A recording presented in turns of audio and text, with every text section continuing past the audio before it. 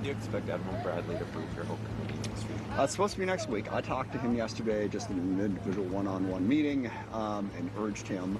He wants to be here, well, the Department of Defense decides, but Admiral Bradley should brief the full House Armed Services Committee and the full Senate Armed Services Committee, and he is absolutely 100% prepared to do that.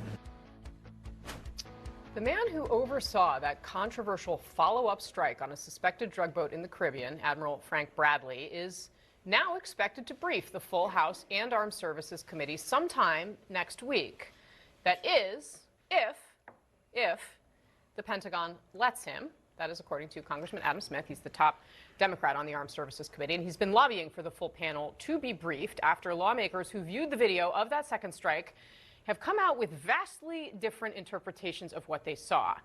And that Democratic congressman from Washington, Adam Smith, joins us now in the arena. He is the ranking member on the House Armed Services Committee. Congressman, thank you very much for being here. How confident are you that Admiral Bradley will brief the full committee next week? It seems headed in that direction. In fact, I just talked to my staff in the last hour.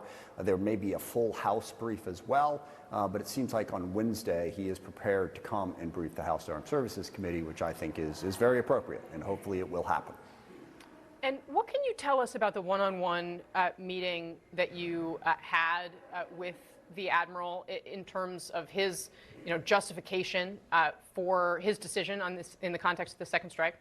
Sure. I think there's two things that are interesting about this. One, to your point about people having different interpretations of the video, that's the reason the video needs to be released, so the public can see it and they can judge. And there's no reason not to release it. They've already released, 15, 20 different videos of boat strikes. It's not hard to make sure that anything sensitive is not included in the video.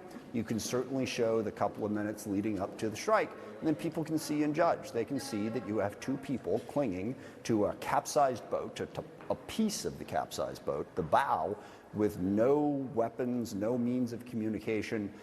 So we can see that, and that can let people evaluate instead of listening to what some people have had to say about it. Then the second, Admiral Bradley's justification for this, and you kind of got to go back to Al-Qaeda and the 9/11, the post-9/11 authorization for the use of force against Al-Qaeda. That authorization said Al-Qaeda and their affiliates are trying to kill Americans. We need to get them first. So we empowered the Special Operations Command to go around the world, find these people, and take them out because they were deemed to pose an imminent threat after 9/11. What the President has done and what Secretary Hegseth have done is now expanded that to include anyone who's part of a group that is engaged in trafficking drugs. And drugs are certainly a major threat to the U.S., but is it an imminent threat in the same way if somebody flying a plane into a building is an imminent threat? And once you expand that authorization to anybody affiliated with one of these groups or possessing drugs, that is a dramatic expansion of presidential power, all, I might add, without congressional authority. There was congressional authority for the post-9/11 mission. There's no congressional authority on this, and it is a dramatic expansion. Now, even within that dramatic expansion, these two guys clinging to a side of a boat, I still don't think they meet the definition of an enemy combatant where lethal force was appropriate. One of the things that we know from what you and our colleagues have said is that Admiral Bradley consulted with a JAG, a lawyer, a military lawyer, in the time in between these two strikes. Have you been able to talk to whoever that lawyer is? No, and that's why you've heard some Republicans say, oh, the investigation is over, we've seen everything. It is not even close to over. We have hundreds of questions that have not been answered. We need to go through the chain of command. And the chain of command's a little weird here. Why is the JSOC commander having target authority in the Southern commander's AOR, area of responsibility? Typically, that combatant commander, in this case Admiral Halsey, would have the authority. How did he get down? And also, apparently, that authority has moved around during the 3 or 4 months now that these strikes have been going on. So who had the authority, and what was the legal analysis? Is there anything written down? The Office of Legal Counsel memo that came out and justified these strikes was not actually written until September 5th. This strike happened on September 2nd. So what is the legal authority around this is a question that needs to be answered. So I think there's a lot more questions that need to be answered. You need to bring these people in, have those questions answered. Because look, if this is accurate, if this is how they're interpreting what they now have authority to use the U.S. military to kill people for, I think we need to rein that in, because that is an enormous amount of power, as I said earlier. One thing that the Congress did in the NDAA, the Defense Authorization Act, the must-pass bill that funds the department, was to curtail Defense Secretary Hegseth's travel budget unless he releases this video. Are there other tools at the Congress's disposal to force the Secretary's hand? Certainly, if the majority is willing. A majority of members in this sense. I don't mean necessarily just the Republican majority, but if the majority of members are willing, we can subpoena, we can pass laws requiring it, we can place all kinds of restrictions on this to require that information to be given. So there's a lot more we could do to get greater transparency and accountability. And that's another big concern I have about this Department of Defense. They seem willing to not follow the law.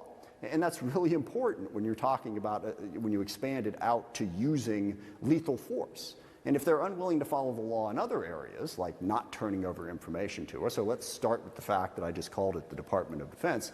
It is the Department of Defense, and yet they insist on calling themselves the Department of War, which is not legal. The law is clear. They haven't changed the law. So if they're not interested in obeying the law in terms of that, in terms of turning over information to Congress that they're supposed to turn over, and Secretary Hegseth's rather well documented, even before he became the Secretary of Defense, contempt for the lawyers in the Pentagon, the idea that they're simply holding him back from doing what the military needs to do, that level of contempt for the law leads to putting our service members, I think, in a dangerous position. You know, being told, hey, just go do what you have to do, and we're not going to worry about accountability. I think it leads to things like this. So we need to have those documents, and we need to question what those rules of engagement are right now. Very briefly, sir, before I let you go, the oil tanker that was seized by the U.S., do you think that was a legitimate action, or was it illegitimate? I don't know yet. It sure doesn't seem legitimate, and that gets us into the other piece of this. Supposedly, this is about stopping drugs from coming into the U.S., but of course, we have the well-documented efforts well-documented decisions by President Trump to pardon drug dealers in a number of different areas if it seems to meet other needs that he has. Or is this really more about what was in the national security strategy last week, where President Trump reasserts in his mind the right of the United States of America to dominate the Western Hemisphere? So is this more about the fact that he wants to go after Maduro and Petro because he finds them insufficiently loyal to the United States dominance of the region? And that is deeply troubling as well. If you have this expanded, rules of engagement, and he's after regime change in potentially multiple countries, I think that's the wrong national security strategy for our country. All right. Congressman Adam Smith, thank you very much for your time today, sir. I really appreciate it. Thank you. All right. Coming up next here in the arena, the latest move by President Trump's health officials to undermine a vaccine